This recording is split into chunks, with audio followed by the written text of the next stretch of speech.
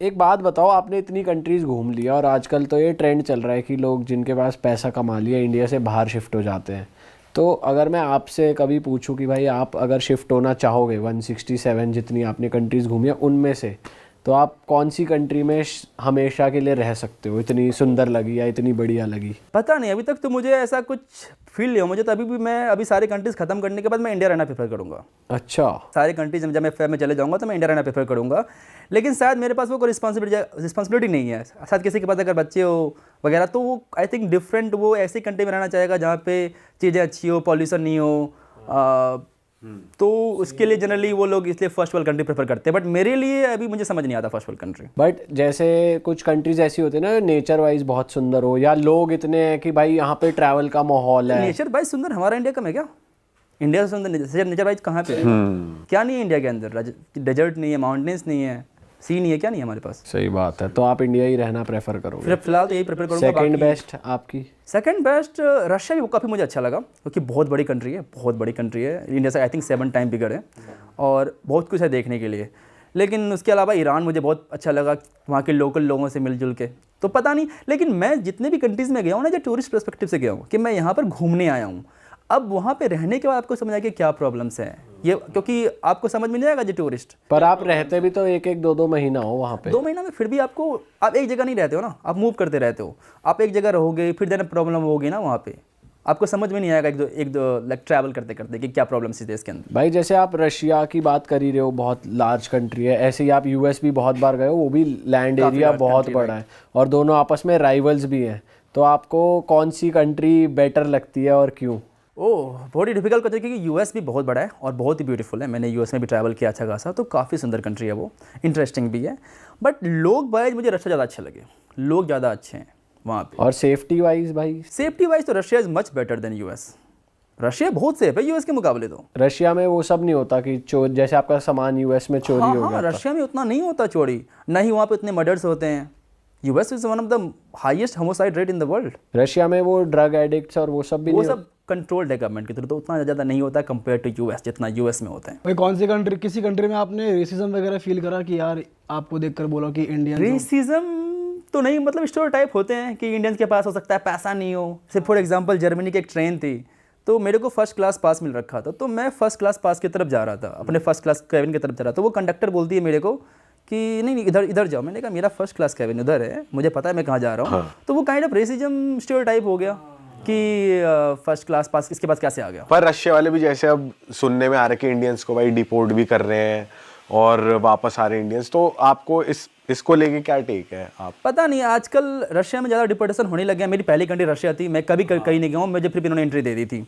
लेकिन I think main reason है कि वॉर वाला सीन अभी जो है रशिया के अंदर, जो वॉर चल रही है नहीं चल रही, आई थिंक वो रीजन हो सकता है कि वो डिपोर्ट कर रहे हैं। हाँ, वैसे इंडियन से प्यार करते हैं रशियंस? बढ़िया, हाँ प्यार करते हैं, लेकिन एक बार ये है कि एक बार जहाँ पे हम लोग ज़्यादा पहुँच जाते हैं, फिर वहाँ पता नहीं प्यार हमारा घट जाता है हमारे प्रति। पता नहीं, हर जगह से देखा है मैंने।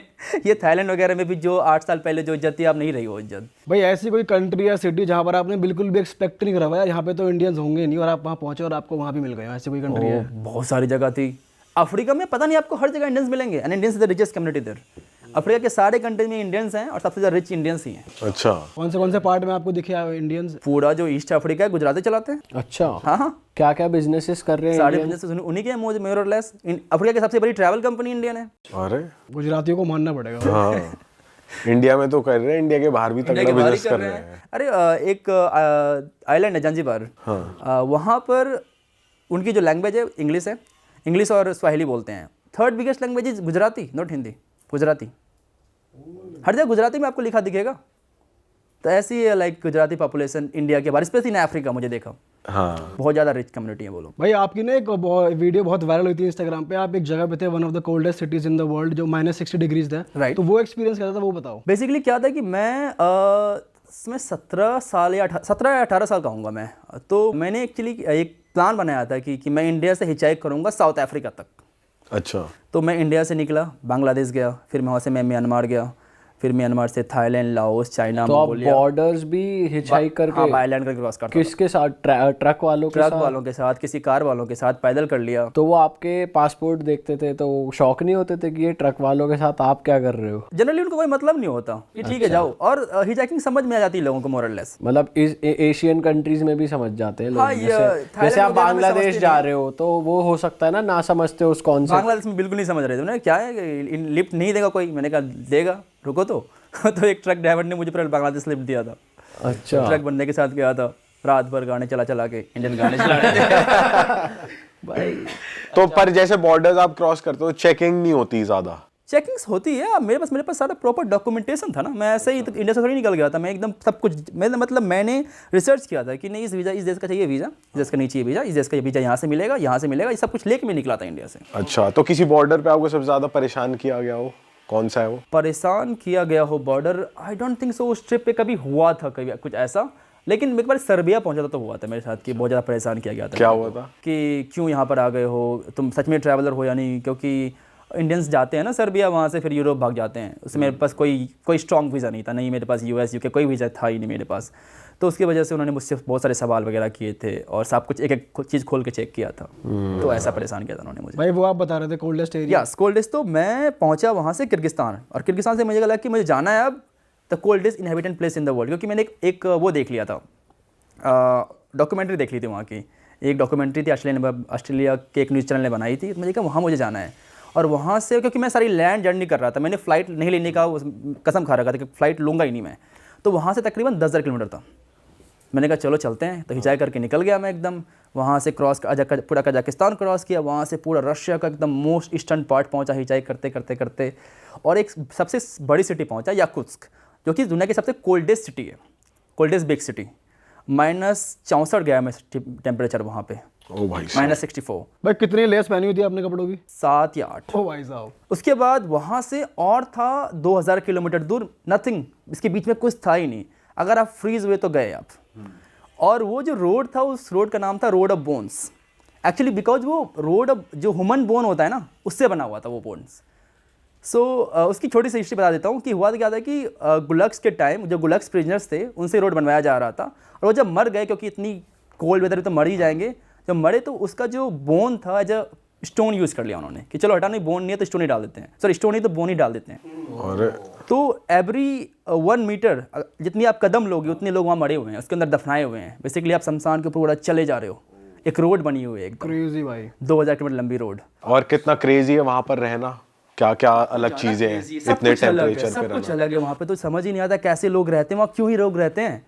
अब बाहर नहीं सकते 10 मिनट से ज़्यादा, 10 सही मिनट बात के है। बाद आपको फील होगा कि क्या क्या हो रहा है, सब कुछ एकदम और काम जो भी करना घर बंद है जाएगा। उनका इंफ्रास्ट्रक्चर ऐसा है कि वो गर्म रहते ही हैं या इतने अच्छे से बने हुए हैं कि अंदर ठंड नहीं लगेगी आपको? ह्यूमन आई थिंक हर जगह रहने का जुगाड़ लगा ही लेते हैं। तो वो लोग भी वहाँ पे पहुँच गए। उनका मेन खाना मीट है, उनके पास जो घोड़े होते हैं वो होते हैं, उसको काट के खाते जाते हैं। उनका मेन फिशिंग है, और खाते हैं घोड़े बहुत ज़्यादा वो लोग। घोड़ा इज़ द बिगेस्ट फूड खाना देर। और तुमने यहाँ पे कौन से चैलेंजेस फेस करे सिंस वो एकदम यार इतना ठंडा रहता है? बात ये है कि वहाँ जाने के लिए लोग थे ही नहीं। एक छोटा सा गांव है जहाँ पे 500 लोग रहते हैं, और वो दुनिया का सबसे ठंडा जगह है जहाँ पे लोग रहते हैं।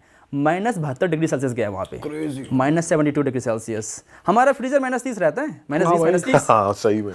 तो -40 डिग्री सेल्सियस। और वहाँ पे मैं पहुँचने के लिए कुछ मिल नहीं रही थी, तो वो रोड पे मुझे लिफ्ट मांगना पड़ रहा था। सब लोग मुझे बोल रहे थे तू मर जाएगा मर जाएगा मर जाएगा, सब रशियन मुझे वार्न कर रहे थे कि you will die you will die. मैंने कहा नहीं पहुँच जाऊँगा, मैं पहुँच जाऊँगा। तो वो रोड पे मैं 3-4 दिन तक लगातार लिफ्ट मांगता रह गया। और एक बार ऐसा हुआ था कि 3 दिनों तक कोई लिफ्ट मिली ही नहीं मुझे। मैं 3 दिनों तक लगातार रोड पर खड़ा हूँ मैं, और लिफ्ट मांग रहा हूँ। 3 दिन तक आप रोड पे हो? हाँ, रोड पे हूँ। और पास में एक कैफ़े थी, थैंकफुली उस कैफ़े में जाके मैं रुकता था जब ठंडी लगती तो मुझे। तो अरे बाप रे यार, भाई इतना टॉर्चर क्यों करा आपने अपने आप को? भाई ये तो सुन के मेरे को लग रहा है भाई यार। नहीं मतलब शायद अब बड़ी लगता बहुत है थ्रिलिंग torture। होगा तुम्हारे लिए, उस बहुत समय मेरे थ्रिलिंग था, लाइक नहीं ये करना है, ये मुझे यहाँ पहुँचना है। I was the 4th Indian to reach there. उससे पहले कोई इंडियन गए, 4 इंडियन ही गए थे। हाँ अच्छा। वो भी एक्सपीडिशन चलती है वहाँ जाने के लिए, बहुत एक्सपेंसिव होता है वो ट्रिप। वो रशियन लेके जाते हैं बड़े बड़े कार में स्टफ। हिच हाइक करके आप पहले ही हो गए हाँ मेरे पहले ही ख्याल मैं पहुंचा। से। भाई आपने इंडियन ट्रक ड्राइवर्स के साथ भी टाइम बिताया और बाहर के ट्रक ड्राइवर्स के साथ भी टाइम बिताया है, कुछ आपको डिफरेंस लगा पर्सनैलिटी में, या ये लोग क्योंकि इतने लंबे टाइम तक रोड पे ही रहते हैं इनका माइंडसेट भी थोड़ा अलग, थोड़े लोनली होते हैं, कैसे क्या या सेम ही होते हैं, कैसा रहता नहीं है? मुझे एक बात लगा कि अगर यूट्यूब वगैरह चला रही नहीं तो कम से कम कंडक्टर तो बने जाऊंगा मैं। बैक वैक तो करवा ही दूंगा। इंटरनेशनल एक्सपीरियंस भी मेरे पास है। लेकिन हाँ ट्रक ड्राइवर्स वगैरह की जो लाइफ होती है ना डिफरेंट है इंडिया के बाहर। एक बार तो रशिया के अंदर आप जो ट्रक्स देखोगे ना बहुत लग्जरियस होते हैं। यूएस के अंदर जो ट्रक्स बहुत लग्जरियस होते हैं, लेकिन आरबी हो जाता है उसके अंदर फ्रिज है, खाना बनाने का है, 2 बड़े बड़े बंक बेड है सोने के लिए। तो रशिया के अंदर अलग ही ट्रक्स होते हैं, एकदम बड़े बड़े कंफर्टेबल ट्रक्स होते हैं। तो वो आपको शेयर करने देते थे बेड अपना? हाँ बोले आ जाओ सो जाओ, ऊपर कोई दिक्कत नहीं है, आके ऊपर जाकर सो जाओ, ऐसे लोग बोलते हैं रशिया के अंदर। अच्छा। और इंडिया में कैसे बोलते थे? इंडिया में भी अच्छे हैं एकदम, वो चाय बनाएंगे आपको, खिलाएंगे पिलाएंगे एकदम, वो भी बहुत हॉस्पिटेबल हैं। इंडिया में भी ट्रक ड्राइवर बहुत हॉस्पिटेबल है। पर वो लग्जरी नहीं है उनके ट्रक्स पास में। लग्जरी है ही नहीं, उनके पास कुछ नहीं, किस आपको कैसे देंगे वो? उनके पास जो है वहीं पे आपको देंगे, जो हो सकता है वही आपको ऑफर करेंगे। बट वो बहुत रिच है, लाइक अपने दिल से कि जो भी था मुझे खिलाते थे पिलाते थे। इंडिया में भी उन्होंने किया ये। पर जब आप ये कोल्डेस्ट एरिया में थे तो मैंने देखी थी उस टाइम आपकी वीडियो, पानी वानी आप उछाल रहे थे तो वो जम जा रहा था, ऐसा कुछ हाँ भी हो रहा था? ऐसा होता है एक्चुअली। वो जो पानी है ना वो गर्म पानी रहती है, वो ठंडी पानी नहीं रहती है। अच्छा। वो गर्म पानी को आप जब फेंकते हो हवा में तो वो बर्फ बन जाती है तुरंत, इंस्टेंटली। भाई ऐसी कौन सी कंट्री है जो आपका ड्रीम था जाने का कि भाई मेरे को यहाँ जाना है, पर जाके इतना मज़ा नहीं आया कि यार सोचा तो कुछ और था? एक्चुअली क्या था कि जब मैंने जैसे बताया कि मुझे पढ़ाई करने के लिए जाना था, तो Germany was the best option कि जर्मनी जाओ। जर्मनी में ना बहुत सारे एजुकेशन भी फ्री हो जाती है। एजुकेशन फ्री है, जितने भी तुम इंडिया में इंजीनियरिंग करोगे तुम जर्मनी में इंजीनियरिंग कर लोगे। तो वहाँ पे एक ड्रीम था जाने का। फिर जब आप पहुंचा तो फिर मुझे काफ़ी नॉर्मल कंट्री लगी, एडवेंचरस कुछ खास लगी नहीं मुझे। कौन सी सिटी गए थे आप? सबसे पहले मैं बर्लिन ही गया था। बर्लिन अच्छा नहीं है ना? हमें भी इतना मज़ा नहीं आया वहाँ। थोड़ा सा ही लगा मुझे, उतना अच्छा नहीं लगा। मुझे वहाँ साउथर्न जर्मनी की अच्छी लगी। नेगेटिव वाइब लगी, जैसे हम गए थे वहाँ पे तो इतना जैसे कहीं गए हो तो लग नहीं रहा था कि बर्लिन में कि आप घूम रहे आए हो, मतलब दबी दबी वाइब, नेगेटिव वाइब थी। आपको भी यही फील हुआ? थोड़ी सी मुझे ऐसा फील हुआ था कि लाइक बर्लिन के अंदर उतना ज़्यादा अच्छा नहीं लगा मुझे। साउथर्न जर्मनी अच्छा लगा कंपेयर टू लाइक जो म्यूनिक वगैरह, काफ़ी मुझे बेटर लगा। म्यूनिक वगैरह ज़्यादा बढ़िया है। हाँ।